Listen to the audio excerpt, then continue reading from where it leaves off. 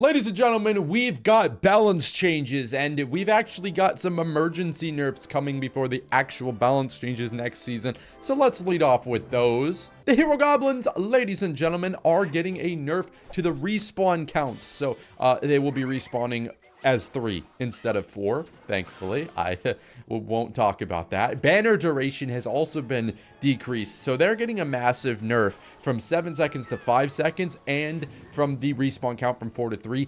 And you also additionally have the fact that we are taking away the 4th hero slot and now having 1 hero slot, 1 Eva slot, and a hybrid slot, which will furthermore nerf the goblins because you won't be able to just throw the goblins in whatever deck you want. Now, the hero wizard will also be receiving a bug fix, which is, I guess, a nerf to its tornado damage that it does to the king towers. It does way too much damage right now, and so it's going from 120 per hit to 43, so much more manageable. And if a wizard gets anywhere near your tower with its attack, it won't instantly melt it now. So big W. On to the actual balance changes, ladies and gentlemen, and this one is the actual Royal Ghost. Now, the difference, once again, in case it wasn't clear, the 2 emergency nerfs are coming this season with the update that's like changing the hero slots and stuff like that, and the next season is when these work in progress balance changes will come out. But the Royal Ghost, invisibility delay going from 1.8 seconds to 2 seconds, 11% of a nerf. So he's basically going to take a little bit longer to go invisible, and so he's going to get a little bit less pesky 1 HP hits,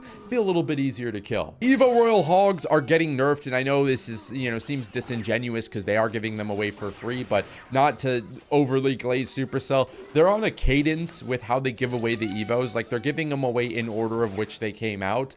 And this card has got 1 nerf. It's really, really strong. And so the landing damage going from 115 to 94, 18% is enough to make them a little bit less annoying, but not enough to stop them from being one of the best options for you to choose as a win condition in the entire game. The Vines are receiving a nerf to the deploy time, which is a little bit interesting. You're just going to see in the preview here that they take a little bit longer to land and initially freeze the target. So you're not going to get as many crazy 1 HP, oh my god, Vines to absolutely save the game, since it's going from 0.4 seconds deploy time to 0.9 seconds deploy time. And they're basically just, they're still going to be decently strong because they take out things that arrows take out, but at the same time a little bit less oppressive now, and shouldn't instantly lose you the game if you get vined. The Heroic Ice Golem, which Omar, don't make it through one video without stuttering. The Hero Ice Golem, the freeze duration has gone from 5, whoa, it's down 25%.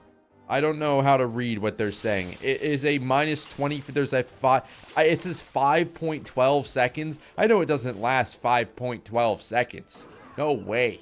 No way. So basically it's been 25% nerfed, so it's going to freeze for 25% less. You can see it in the preview. The Royal Giant, and like the video, guys, if you're enjoying this brilliant set of balance changes, it gets better, trust me. But anyways, the Royal Giants, I've never done a like the video checkpoint. I'm not running the video. I will be able to get... Anyways, the Royal Giant. I'm not filling the video to make sure it gets to 8 minutes, guys. Royal Giant, the hit speed, we're gonna get to 8 minutes regardless. But me doing this on is me filling. Royal Giants, the hit speed nerf is going from 1.7 seconds to 1.8 seconds. So the Royal Giant will attack 6% slower, ladies and gentlemen. I'm sorry. I wanna buy a wonderful house on the beach, or maybe not on the beach. I want to buy me and my future wife a beautiful house, okay? So I'm gonna milk the video's length a little bit. No, but Royal Giant is going to get a little bit less 1 HP hits, just like the Royal Ghost. He's attacking a little bit slower now, and Royal Giant has been a solid, very better than solid win condition for over 3 years. He's been out of the meta for maybe 1 or 2 months in all of that time. So a much needed and deserved nerf.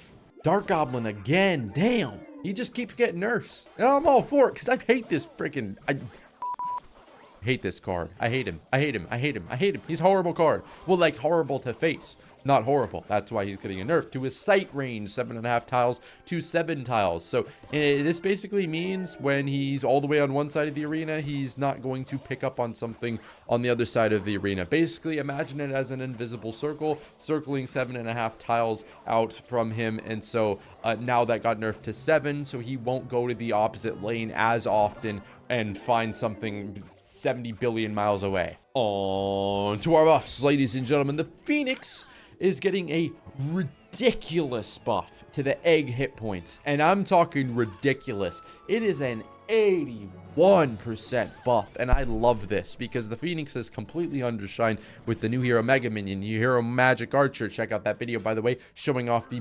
really good and fun hero Magic Archer, which I'm not glazing because it's not paid. Well, it probably is paid, but you can get it for free in the snippet event next season. But it's getting an 81% egg hit point buff to help it compete with other ranged cards, and this is really big because it's going to get 435 health as an egg, so it's going to actually require you to commit something to it. I feel like this could break the card, but we're at the point where there's so much power creep with ranged air targeting cards that you know what, I don't, maybe it'll be fine. Bats have been irrelevant since the minions got that buff, and also the same power creep applies to the Phoenix. That applied to the Phoenix applies to the bats. They're getting a hit speed buff by 8%, so they're going to attack 8% faster. It was 1.3 seconds, now it's 1.2 seconds. Still don't see myself using bats, but since this also applies to the Night Witch, this is a buff to the Night Witch as well, so Night Witch, not really a card that's horrible, but a card that could definitely use a buff. I am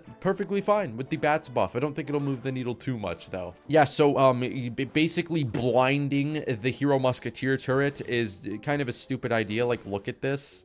It's kind of stupid. Why is that the preview? Wait, what the heck? Why is that the preview? Why is that the preview of the Hero Musketeer? Anyways, that's so ass. The turret range has been buffed from the 3.5 tiles to 4 tiles because there's like literally no point to playing this card. So now it's going to be a little bit easier to get tower damage with it and to also defend things with it. So a little bit of a buff for the Hero Musketeer. And now we're on to some reworks, ladies and gentlemen, and we've got quite a few reworks. Barbarians are getting a hit point buff by 3% from 670 to 691. I don't know if this makes them survive Fireball. Wow. Okay, Barbarians now survive Fireball, and in return, their hit speed has been nerfed from 1.3 seconds to 1.4 seconds, so they will attack 8% slower. This is a really interesting buff. I'm interested to see if this makes Barbarians actually useful or not, because they are really bad. I'm all for it. The Evo Executioner, ladies and gentlemen, is getting a rework as well. So its knockback is going to be nerfed by 33%. So it will no longer single-handedly destroy literally everything, with its knockback being reduced from 1.5 tile to 1 tile, 33% nerf. It is going to make it a little bit easier to kill, which is definitely a problem the card has. And in return, the Executioner's base version is getting a damage buff from 168 to 179, 6%. So it's not the greatest buff of all time, but you do have to remember he's attacking twice, so this is still going to make the card really good, and I think Executioner is honestly not too hindered by this. This might just be an overall buff. The Electro Dragon Evo is getting a rework as well, so the extra chain damage has been cut in half. So from 128 to 64, minus 50, and its rework is the hit points have increased by 5% from 949 to 998.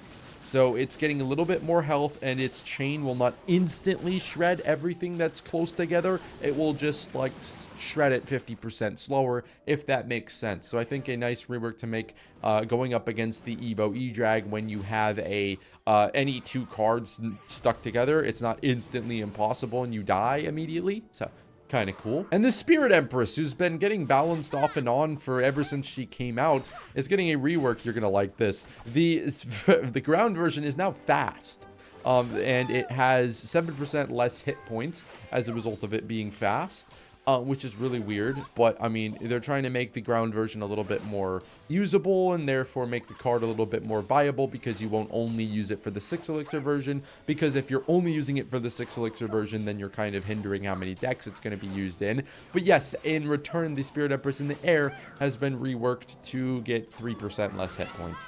I don't think it's that big of a deal. Majority of the things that are changing with her, she's just getting faster, and she's going to do a little bit less damage in the air and have a little bit less health on the ground. So that's it for the balance changes. Let me know what you think. I think a really nice, a unique pair of balance changes addresses some of the most broken cards, gives some useless cards some buffs, and some very interesting non-polarizing reworks to polarizing cards.